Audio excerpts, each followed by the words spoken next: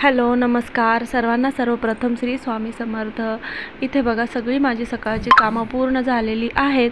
आज आहे शिवरात्री, तर आमच्या महिला मंडळ आहे वीरशैव महिला मंडळ, तर तिथे मला रुद्रपूजेला जायचं आहे।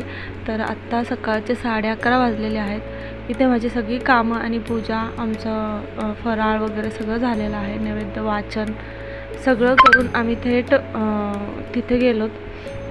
एकाच्या घरी होतं, तर तिथं पूर्ण रुद्रपठण केलं जातं। तर हे बघा मी तिथे आता डायरेक्ट तिथलं दाखवत आहे। तर हे तिथं असं डेकोरेशन केलेलं होतं, एक शिवलिंग ठेवलेला आणि तिथं अशी सिंपल असं डेकोरेशन केलेलं होतं। हे आमचे महिला मंडळ।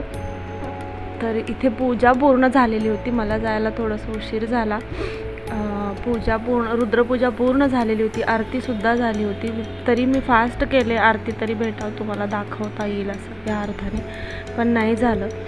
तर असो, तर इथे बघा सगळं कार्यक्रम संपन्न झाला होता। आता फक्त इथे महिला आणि विशेष शिवरात्रीच्या दिवशी महिला दिन म्हणून आम्ही साजरा केला। तिथे सगळ्या आमच्या जे ज्येष्ठ महिला आहेत त्यांचा सत्कार केला त्यांनी, आणि नाश्ता फराळ प्रसाद घेऊन आम्ही निघालो तिथनं। आणि तिथं समोर एक गणपती मंदिर होतं समोर, तर तिथे आम्ही दर्शन घेतलं। खूप छान होतं क्लायमेट तिथलं।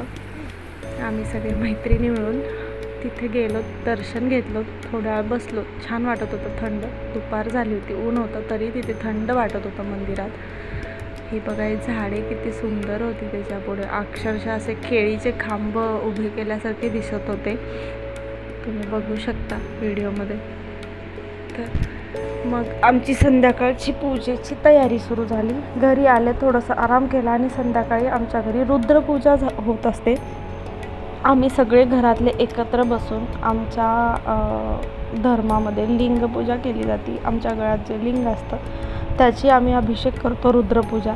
आणि मला पूर्ण रुद्रपठण येतं, मी पूर्ण वाचते मुलांना घेऊन। इथे बघा अभिषेक करत आहे, हा अभिषेक मंत्र आहे। शंकरायचं मस्करायचं, नम शिवायचं शिवतरायचं, नम तीर्थायचं कुल्यायचं, नम मस्करायचं शिवाय, नम शिवायचं शिवतरायचं, नम तीर्थायचं कुल्यायचं, नम पार्यायचं वार्यायचं, नम प्रतरणायचं चोतरणायचं, नम तार्यायचं लाद्यायचं, नम शिष्पायचं फेण्यायचं, नम सिकत्यायचं प्रवाहायचं।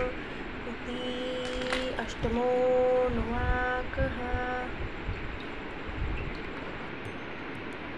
इथे बघा पूर्ण अभिषेक झालेला, रुद्रपूजा झालेली आहे, रुद्रपठण झालेलं आहे, नामावली झाली, अष्टोत्तर नामावली झाली।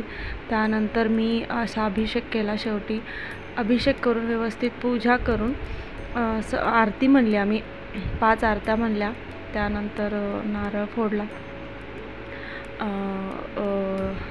इथे बघा रुद्र कसा केला जातो ते सांगत आहे। तर सर्वप्रथम रुद्र स्टार्ट करत असताना संकल्प करायचा। संकल्प झाल्यावर त्यानंतर गणपती पूजा करायची, कलश पूजा आणि गणपती पूजा। तर ह्याचे काही मंत्र आहेत गणपती पूजा आणि कलश पूजाचे, ते पूर्ण म्हणायचे। त्यानंतर रुद्राला प्रारंभ करायचा। रुद्र पूर्ण झाल्यानंतर 11 आणि 11 असे चमकचे अध्याय 11 आणि रुद्राचे अध्याय 11 असे 11 अध्याय आहेत। ते पूर्ण झाल्यानंतर पुरुष सूक्त म्हणायचा। तो झाल्यानंतर मग लिंगाला वगैरे अभिषेक करून त्यानंतर आपण पूर्ण त्याची व्यवस्थित पूजा करून मग नामावली म्हणायची। अष्टोत्तर नामावली झाल्यानंतर बेल चढवत किंवा फुलं चढवत अष्टोत्तर नामावली झाल्यानंतर तुम्ही आरती करायची। आरती झाल्यानंतर नारळ फोडून प्रसाद वगैरे नैवेद्य दाखवून छान अशी पूजा माझी इथे झालेली आहे। तर तुम्ही कशा प्रकारे पूजा केली तुमच्या घरी तेही मला सांगा। तुम्ही रुद्र वाचतात का? आणि रुद्राबद्दल जर आणखीन माहिती हवी असेल तर मला तसं कमेंटमध्ये सांगा। मी रुद्र कसं करायचं, पठण कसं करायचं मी तुम्हाला सांगेन। इथे रात्रीची आमची सगळी पूजा नैवेद्याची सगळी झाली, आणि आमच्या जवळच एक मल्लिकार्जुनचं मंदिर आहे, तर आम्ही तिथे गेलेलो दर्शनाला। गर्दी होती फार। त्यानंतर हे जे दिवा दिसतं ना तुम्हाला, तर हे दिवा आहे मी घरी बनवलेल्या दोरवाती। तर 108 मी ते दोरवाती बनवलेले होते, आणि मी तिथं दरवर्षीच मंदिरात जाऊन मी ते लावत असते। महादेवाच्या पूजेमध्ये वातीला फार महत्त्व आहे, वाती वस्त्र, तर हे मी करते।